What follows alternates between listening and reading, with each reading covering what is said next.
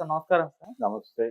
Sir 'Ram Gopal Varma' గారు 'పుష్ప 2' పైన ఒక ట్వీట్ చేశారు సార్. ఇది కాస్త మెగా ఫ్యాన్స్‌కి కోపం తెప్పించే విధంగా అయితే ఉంది సార్ ఆ ట్వీటు. మరి ఆయన ఎవరినుద్దేశించి చేశారో తెలియదు గానీ, ఇప్పుడైతే మెగా ఫ్యాన్స్ కాస్త హర్ట్ అయినట్టుగా కనిపిస్తున్నారు. అంటే 'పుష్ప 2'కి వస్తున్న ఈ మెగా క్రేజ్ చూస్తుంటే తదుపరి మెగా అల్లునే. మీరు 'బాహుబలి' కాదు అల్లు అర్జున్ గారు, మీరు 'మెగా బలి' అని చెప్పేసి ట్వీట్ చేశారు సార్. ఇది కంప్లీట్‌గా అల్లు అర్జున్ గారిని పొగుడుతున్నట్టే ఉంది కానీ, అక్కడ మెగా అన్న పదాన్ని హైలైట్ చేస్తూ ఆయన ట్వీట్ చేశారన్నట్టుగా అర్థమవుతుంది సార్. మరి ఇది ఆయన ఏ ఉద్దేశ్యంతో ట్వీట్ చేశారు? మీరేం చెప్తారు సార్ ఈ ట్వీట్ పైన? అంటే 'పుష్ప'కి సంబంధించి ఒక హైప్ క్రియేట్ అయిన మాట వాస్తవమే గదా! అవును. దానిలో ఏమీ తేడా లేదు గదా! హ్మ్. అంటే 'పుష్ప' మేనియా నడుస్తోంది. అవును. 'పుష్ప' ఫీవర్ నడుస్తోంది. టికెట్లు తెగుతున్నాయి. హ్మ్. భారీ ధరలకి అమ్ముడుపోతున్న మాట వాస్తవం.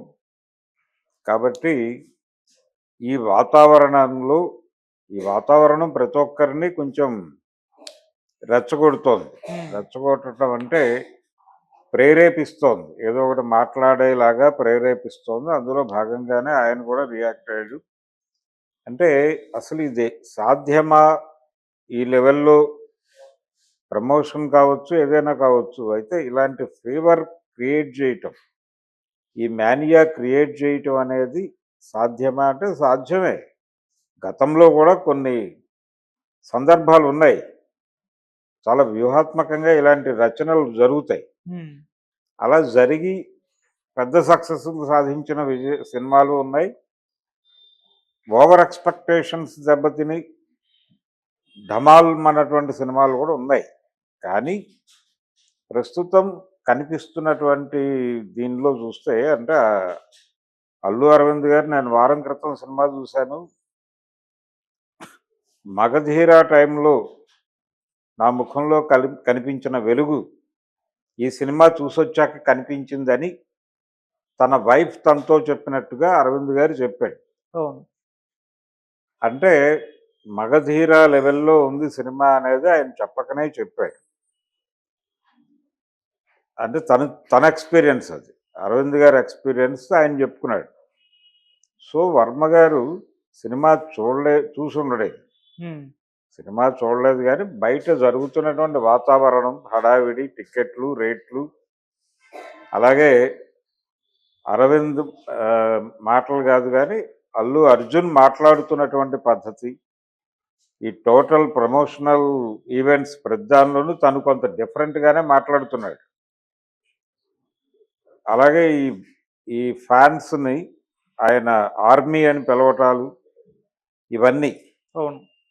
ఇవన్నీ చూస్తే అంటే కొంచెం యాటిట్యూడ్ ఎక్కువ చూపిస్తున్నాడు, ఓవర్ యాక్షనా ఇది అని కూడా విమర్శలు వస్తున్నాయి ఆయన మీద. ఓవర్ యాక్షన్ చేస్తున్నాడు అల్లు అర్జున్ అనే మాట కూడా సర్క్యులేషన్‌లో ఉంది. యాటిట్యూడ్ కాదు, యాటిట్యూడ్‌ని మించి వ్యవహరిస్తున్నాడు, తగ్గేదేలే కాదు, ఇంకొంచెం మించి వ్యవహరిస్తున్నాడు అనేది బయట చాలామంది రాస్తున్నారు, మాట్లాడుతున్నారు, వ్యాఖ్యానిస్తున్నారు. హ్మ్. ఎందుకు మాట్లాడుతున్నారు వాళ్ళు అంటే వాళ్ళకు కూడా ఇది కొంచెం కదిలించింది. ఓకే. ఏది 'పుష్ప' మీద వస్తున్నటువంటి వైబ్రేషన్స్, 'పుష్ప' క్రియేట్ చేస్తున్న వైబ్రేషన్స్ తాకుతున్నాయి అక్కడ. తాకటంతో ఎవరి పద్ధతిలో వాళ్ళు రియాక్ట్ అవుతున్నారు. కొంతమందికి ఓవర్ యాక్షన్‌గా అనిపిస్తోంది. ఇంకొంతమందికి ఇదేదో అనవసరమైన హడావిడి ఎక్కువ చేస్తున్నారేమో సినిమాకి అనిపిస్తోంది. ఈ హడావిడి సినిమాకి ఏమన్నా ఇబ్బంది కలిగిస్తుందేమో అని చెప్పేసి నర్మగర్భంగా కొంతమంది మాట్లాడుతున్నారు.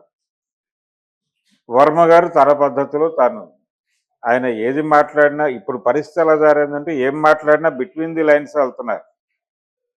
ఆయన ఆయన ఈ రెండు గ్రూపులు అన్న పద్ధతిలో ఎక్కడా మాట్లాడలేదు.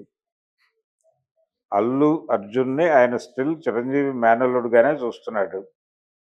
చిరంజీవి మేనల్లుడుగా చూస్తూనే ఆ క్యాంప్ నుంచి ఒక పెద్ద హీరో అంటే నెక్స్ట్ ఆ క్యాంపెయిన్ లీడ్ చేయబోతోంది అల్లు అర్జునేనా అన్న టోన్లో మాట్లాడాడు. నిజానికి ఇది గతంలో కూడా దొర్లిన మాటే, కొత్త మాట ఏం కాదు.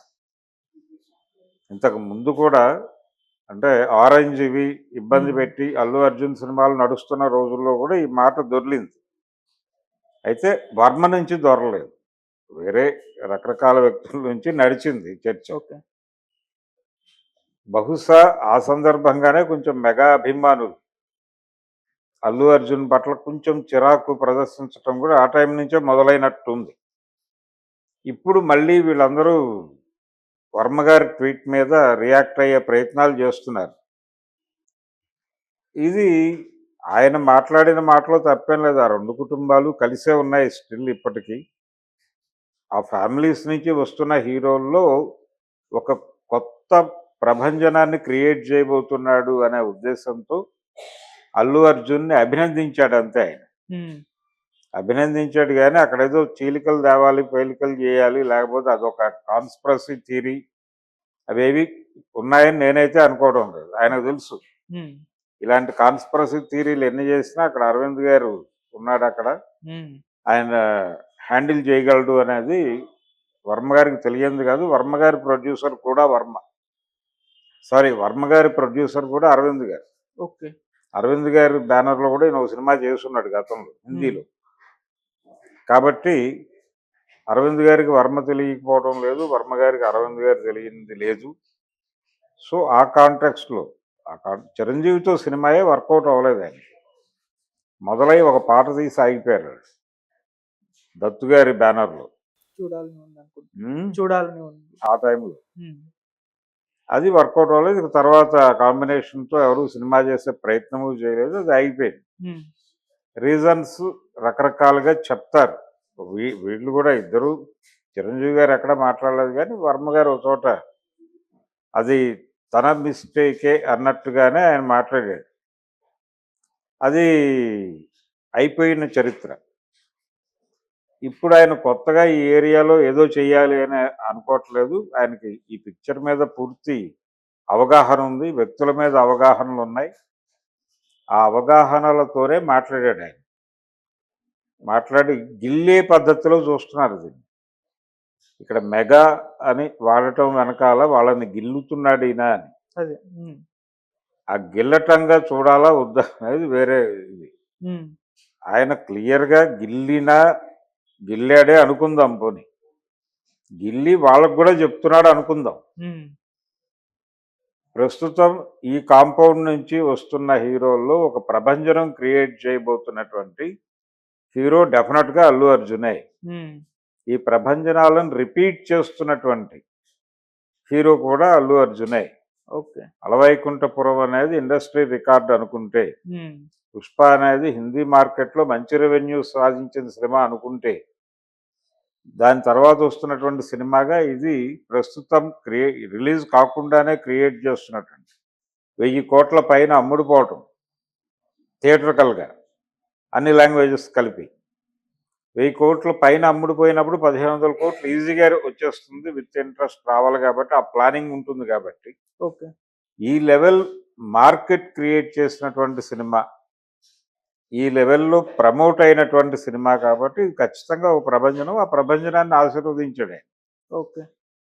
అంతవరకే. కాకపోతే ఆ మెగాని గిల్లి చెప్పాడాయన. ఉమ్, ఆ గిల్లటం కూడా తప్పని నేను అనుకోవటం లేదు. తప్పేం లేదు దానిలో. వాళ్ళ మధ్య ఉన్నాయి బిట్వీన్ ది లైన్స్ రకరకాల వ్యాఖ్యానాలు చేసి గొడవలు నడుస్తున్నాయని అంటున్నారు కానీ, చాలా సందర్భాల్లో వాళ్ళందరూ కలిసే కనిపిస్తున్నారు. కాకపోతే అల్లు అనేది ఒక ప్రత్యేకమైనటువంటి గుర్తింపుగా ఆయన చూసుకుంటున్నాడు. ఉమ్, తనకి తాను ఒక ప్రత్యేకమైన గుర్తింపును కోరుకుంటున్నాడు. ఆ గుర్తింపును కోరుకుంటున్న విషయం పుష్ప 2 ప్రీ రిలీజులన్నిట్లోనూ స్పష్టంగా చెప్పాడు ఆయన. ఓకే. అందుకని ఆ విషయంలో వర్మ గారు చేయగలిగింది ఏం లేదు. ఉమ్, ఆయన తన అభిప్రాయాన్ని తన కోణంలో మాట్లాడినట్టే చూడాలి దాన్ని. ఉమ్, తను ఈ గొడవలన్నీ అక్నాలెడ్జ్ చేయాలనుకోవట్లేదు. ఈ జరుగుతున్న గొడవలన్నిటినీ తాను గుర్తించినట్టుగా కూడా చెప్పాలని అనుకోవడం లేదు. ఓకే. ఈ మెగా వర్సెస్ అల్లు అనే గొడవలు ఆ ఏరియాలోకి వెళ్ళి డిస్కస్ చేయాలని అనుకోవడం లేదు. ఉమ్, ఆయన ఒకటి చెప్పదలుచుకున్నాడు. ఈ కాంపౌండ్ నుంచి వస్తున్న హీరోలు ఇతని సెన్సేషన్ క్రియేట్ చేయబోతున్నాడు. ఆ కాంపౌండ్ అనే దగ్గర గిల్లాడు. ఆ గిల్లటం మీద వీళ్ళందరూ గాయపడుతున్నారు.